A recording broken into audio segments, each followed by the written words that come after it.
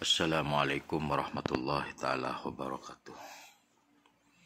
Alhamdulillah wa syukrulillah wassalatu wassalamu ala rasulillah wa ala alihi wa ashabihi wa mawalah amma ba'du.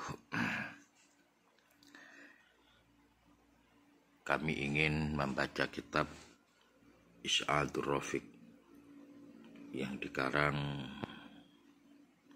oleh Syekh Muhammad bin Salim bin Sa'id Babasil As-Syafi'i. Ini merupakan syarah dari kitab Sulamut Taufiq. Mari kita lihat juz 2 kitab ini, halaman 24.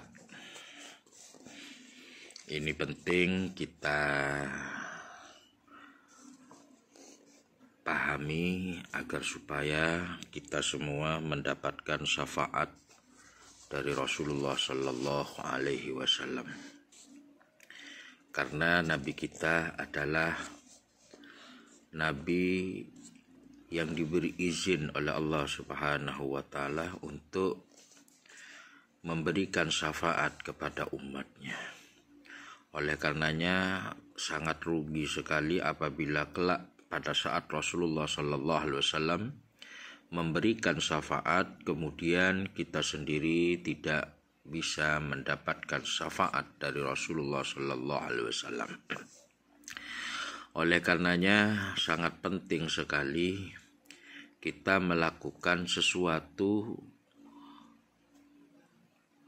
di mana sesuatu itu bisa menjadi sebab kita memperoleh syafaat dari Rasulullah Sallallahu Alaihi Wasallam.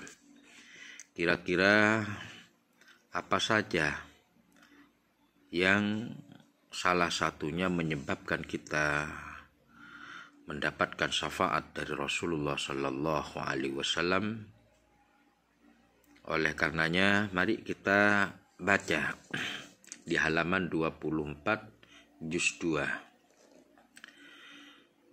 Rasulullah Sallallahu Alaihi Wasallam di dalam wafil masra'i dan di dalam kitab Masra' anhu dari Rasulullah Sallallahu Alaihi Wasallam, kata beliau, arba'atun ana syafi'un lahum yaumal qiyamah. Ada empat orang, arba'atun, ada 4 orang.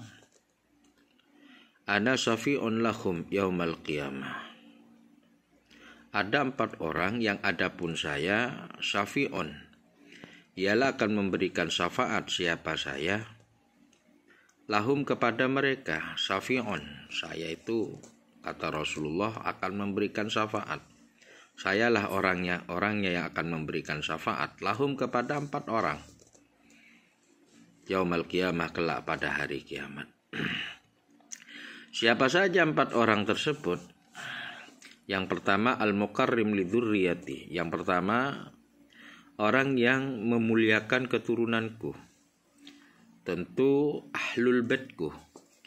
Jadi orang yang memuliakan ahlul bait, memuliakan keturunan Rasulullah Sallallahu Alaihi Wasallam, maka dia akan mendapatkan syafaat dari Rasulullah Sallallahu Alaihi Wasallam. Yang kedua, wal qadi lahum, orang yang memenuhi lahum, kepada mereka, dzurriyah, hawaijahum, kepada kebutuhan-kebutuhan dzurriyah, kebutuhan-kebutuhan keturunanku dipenuhi. Jadi orang yang memenuhi kebutuhan,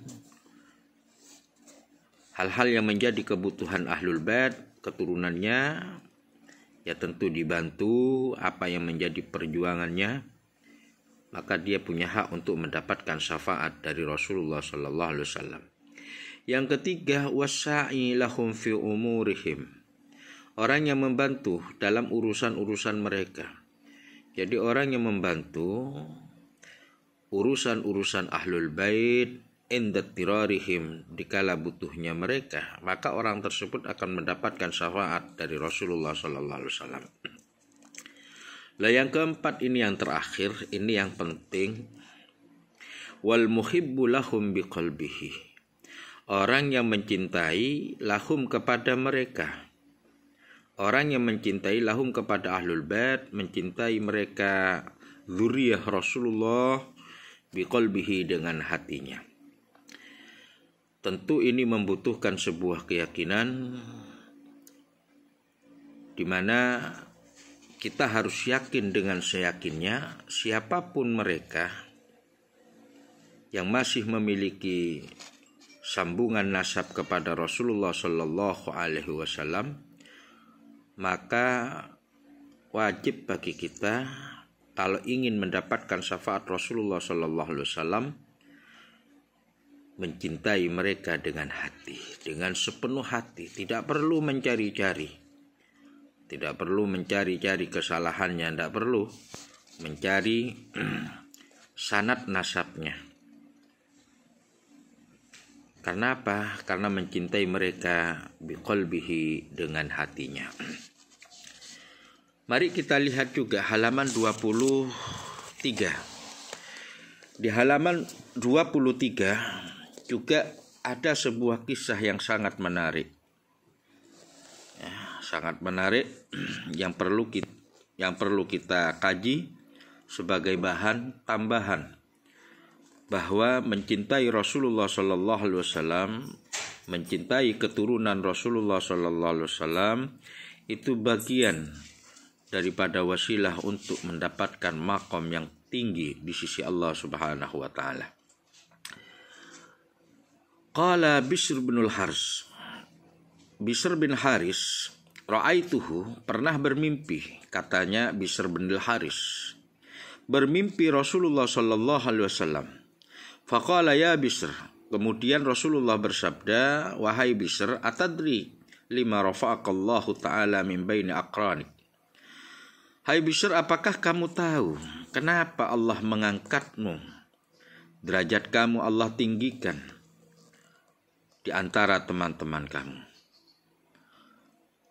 Derajatmu lebih tinggi dari teman-teman kamu, kenapa? Kok Allah mengangkatnya? Qultula, Bishr al-Haris ini berkata, menjawab, la, tidak tahu ya Rasulullah, kenapa pangkatku kok diangkat lebih tinggi ketimbang teman-temanku. Tentu begitu jawabannya. Apa yang menjadi sebab beliau kok pangkatnya ditinggikan oleh Allah Subhanahu wa taala? Qala, Rasulullah menjawab, bittiba'ika li sunnati. Derajatmu diangkat oleh Allah dibanding teman-temanmu bittiba'ika li sunnati, sebab ikutnya kamu kepada sunnahku. Wa khidmatika sholihin, jadi yang pertama engkau mengikuti sunnahku. Wa khidmatuka sholihin, yang kedua pengabdianmu kepada orang-orang salih. Makanya khidmah ini penting, karena di balik khidmah ada barokah. Tidak sedikit dengan khidmah derajatnya diangkat oleh Allah Subhanahu wa taala. Khidmah kepada ulama, khidmah kepada Jam'iyah Nahdlatul Ulama dan semuanya. Itu.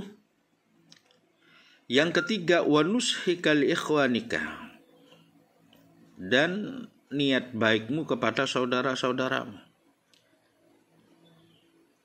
Kamu selalu memberikan nasihat kepada saudara-saudaramu dengan tujuan yang baik, itu yang mengangkat derajat kamu. Dan yang terakhir ini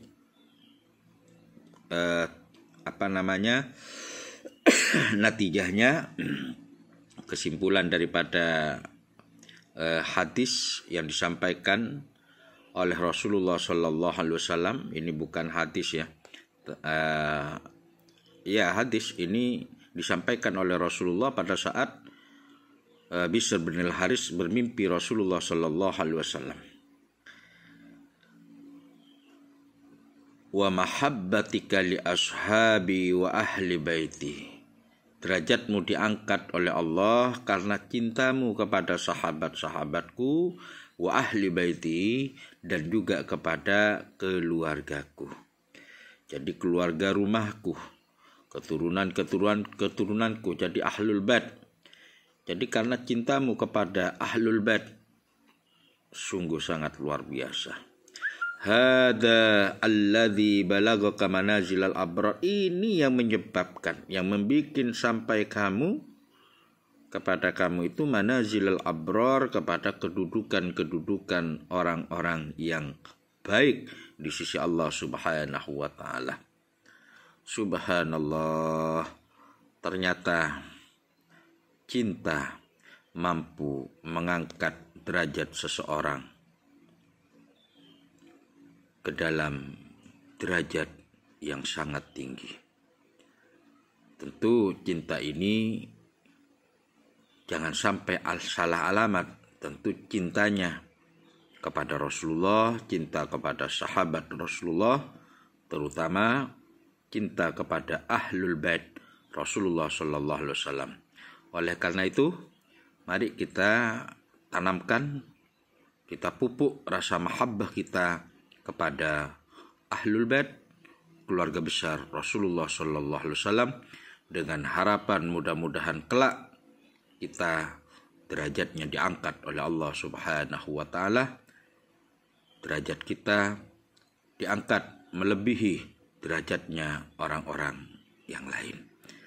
Demikian yang bisa kami sampaikan, mudah-mudahan menjadi motivasi untuk tetap mencintai Rasulullah dan keluarga, mencintai sahabat-sahabatnya dan ahlul baitnya. Wallahu a'lam bishawab. Assalamualaikum warahmatullahi wabarakatuh.